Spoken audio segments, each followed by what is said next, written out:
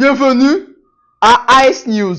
Une cour d'appel fédérale à New York a confirmé le jugement de 83,3 millions de dollars imposé au président pour avoir diffamé l'ancienne chroniqueuse du magazine Elle, Jean Carroll.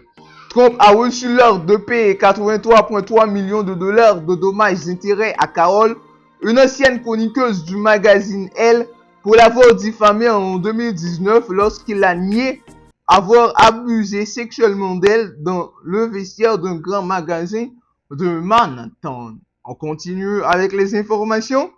Et le président Trump a renouvelé sa promesse de défendre la liberté religieuse et a signalé un grand changement au ministère lors d'un discours au musée de la Bible lundi. Elle a aperçu de nouvelles règles protégeant le droit des Américains de prier dans les écoles publiques. J'ai le plaisir d'annoncer ce matin que le ministre de l'Éducation nationale publiera bientôt de nouvelles orientations protégeant le droit à la prière dans nos écoles publiques, a-t-il déclaré. On continue avec les informations et on va rester aux États-Unis. Lundi, l'administration Trump a demandé à la Cour suprême de l'autoriser à geler des milliards de dollars d'aide à l'étranger, ce qui pourrait mettre en place le plus grand test de la demande du président pour affirmer une autorité massive sur les dépenses fédérales.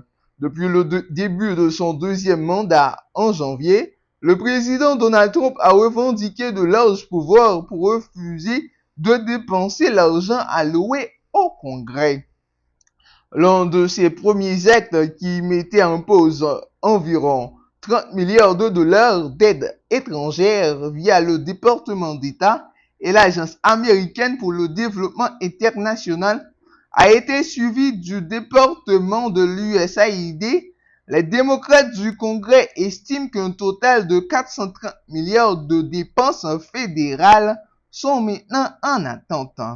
Les critiques soutiennent que ces mouvements violent la Constitution qui donne au Congrès le pouvoir de la bourse. Des groupes de santé mondiale et d'autres groupes d'aide ont été poursuivis en mars, disant que Trump n'a pas le pouvoir de geler l'aide étrangère et que les coupes entraîneraient une catastrophe. Je vous dis merci d'avoir suivi et à la prochaine.